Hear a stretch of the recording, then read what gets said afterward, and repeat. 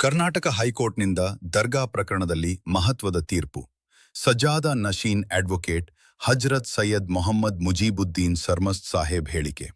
ಸಗರ ಶರೀಫ್ನ ಸದರ್ ಚೌಖಂಡಿಯಲ್ಲಿರುವ ಹಜ್ರತ್ ಸೈಯದ್ನ ಸೂಫಿ ಸರ್ಮಸ್ತ್ ರಹಮತುಲ್ಲಾಹಿ ದರ್ಗಾ ಕರ್ಬಲಾಯೆ ಸಾನಿಗೆ ಸಂಬಂಧಿಸಿದ ಪ್ರಕರಣದಲ್ಲಿ ಕರ್ನಾಟಕ ಹೈಕೋರ್ಟ್ ಮಹತ್ವದ ತೀರ್ಪು ನೀಡಿದೆ ಎಂದು ತಿಳಿದುಬಂದಿದೆ.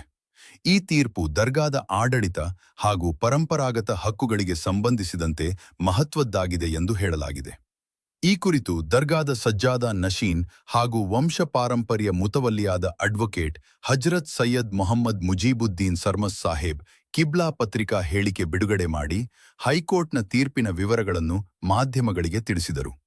ಅವರು ಮಾತನಾಡುತ್ತಾ, ನ್ಯಾಯಾಲಯದ ತೀರ್ಪು ಸತ್ಯ ಮತ್ತು ನ್ಯಾಯಕ್ಕೆ ದೊರೆತ ಗೆಲುವಾಗಿದ್ದು, ದರ್ಗಾದ ಪರಂಪರೆ, ಧಾರ್ಮಿಕ ಸಂಪ್ರದಾಯ ಮತ್ತು ಆಡಳಿತಕ್ಕೆ ಸಂಬಂಧಿಸಿದ ವಿಷಯಗಳಲ್ಲಿ ಇದು ಮಹತ್ವದ ಮೈಲಿಗಲ್ಲಾಗಿದೆ ಎಂದು ಹೇಳಿದರು. ದರ್ಗಾದ ಭಕ್ತರು ಹಾಗೂ ಸಮುದಾಯದವರು ಹೈಕೋರ್ಟ್ ತೀರ್ಪನ್ನು ಸ್ವಾಗತಿಸಿದ್ದು, ನ್ಯಾಯಾಂಗದ ಮೇಲಿನ ವಿಶ್ವಾಸವನ್ನು ವ್ಯಕ್ತಪಡಿಸಿದ್ದಾರೆ. ಬನ್ನಿ ನೋಡೋಣ ಈ ವಿಡಿಯೋನಲ್ಲಿ. अल्हम्दुलिल्लाह, आज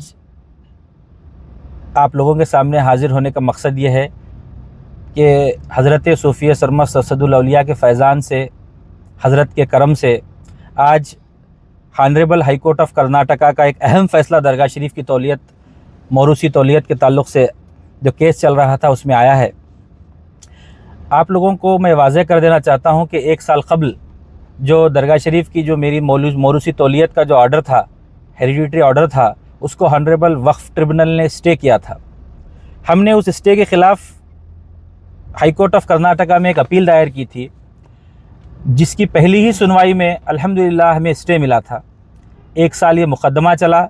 हमारी तरफ से सीनियर काउंसिल श्री अमित कुमार देशपांडे साहब और on record advocate Shrimati Pragya madam ने हमारा पक्ष रखा और 7 जुलाई 2026 को इसकी फ़ाइनल हियरिंग हुई।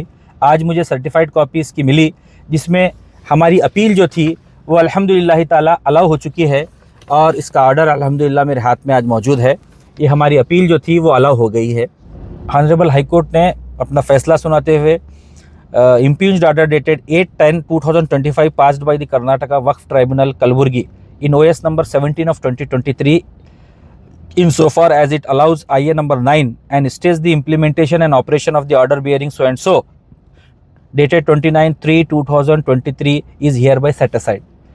और defend number 2 is permitted to continue to function in terms of the order dated 29/3/2023 है। और IA नंबर 9 के ताल्लुक से भी ऑनरेबल हाई कोर्ट ने कहा है कि IA नंबर 9 का भी जो है ऑर्डर सेट असाइड है और IA number 9 is restored to the file of the tribunal for the fresh adjudication as per the law within a period of 3 months।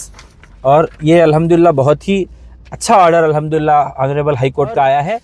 जो कर्नाटका वक्फ ट्रिब्यूनल का जो ऑर्डर था 8/10/2025 का, जिसमें स्टे दिया था ट्रिब्यूनल ने, वो ऑर्डर को ऑनरेबल हाई कोर्ट ने खारिज करते हुए मेरी जो अपॉइंटमेंट ऑर्डर था उसको बहाल कर दिया है। और दूसरा एक अहम मुद्दा कोर्ट के सामने ये था कि हमने कर्नाटका वक्फ ट्रिब्यूनल के सामने एक IA फाइल किया था, जिसको IA नंबर 9 नंबर किया गया। वो IA नंबर 9 को भी ऑनरेबल ट्रिब्यूनल ने रिजेक्ट किया था। वो IA नंबर 9 क्या था?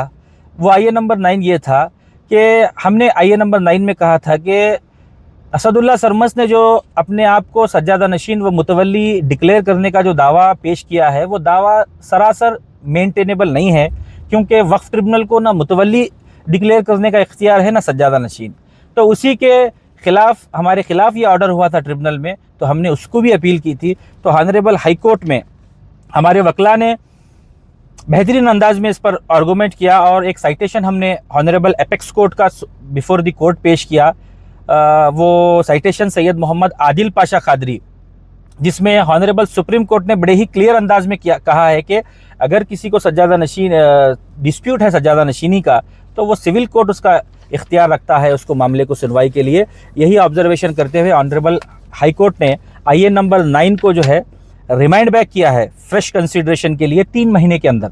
3 महीने के अंदर IA नंबर 9 को ट्रिब्यूनल को सुनवाई कर इसको डिस्पोज ऑफ करना है।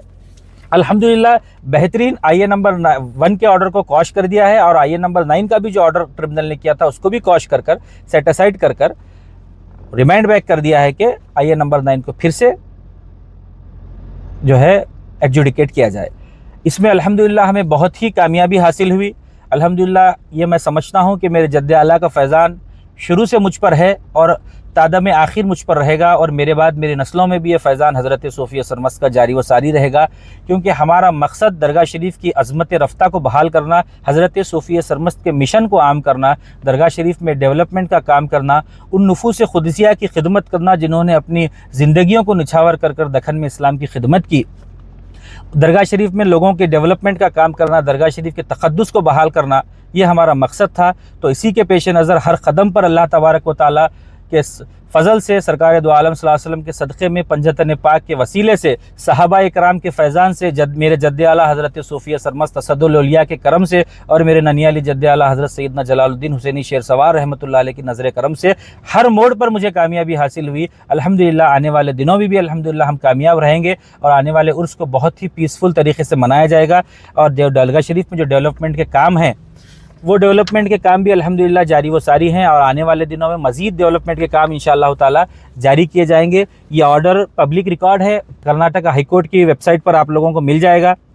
अपील नंबर 204558 ऑफ 2025 में आप देख सकते हैं। मध्य मुकाबिल के वकला ने ये कहा कि हमारी जो सज्जादा नशीनी व तौलियत है वो मौरूसी है, हमारे भाई जो है मुतवल्ली थे और हमारे वालिद और दादा भी जो है ना मुतवल्ली व सज्जादा नशीन थे, तो लिहाजा हमारा जो दावा है वो मेंटेनेबल है। तो उन्होंने ऐसा कहा, मगर ये सब बातों को जो है ना डिसाइड करने के लिए ऑनरेबल हाई कोर्ट ने फिर से रिमाइंड बैक कर दिया है आईए नंबर 9। अल्हम्दुलिल्लाह मैं ये समझता हूँ कि हज़रत सूफ़िया सरमस्त का फैज़ान जो मुझ पर था वो हमेशा क़याम दायम रहेगा।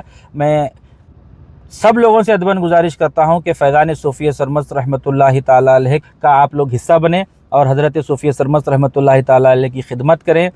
सब लोग हमारे हैं, किसी से दुश्मनी नहीं है, किसी से बैर नहीं है, अखलाक के दायरे में रहते हुए काम करना है। मैं यही कहते हुए अपने तमाम मुरीदीन, मोतक़िदीन, मुतवस्सिलीन से गुजारिश करता हूँ कि ये बेहद खुशी का मौका है, खुशी पर शुक्र अदा करना चाहिए, ना कि जो है ना फ़ख्र करना चाहिए। शुक्र अदा करें और हज़रत सूफ़िया सरमस्त की मर्ज़ी में शामिल हो जाएँ।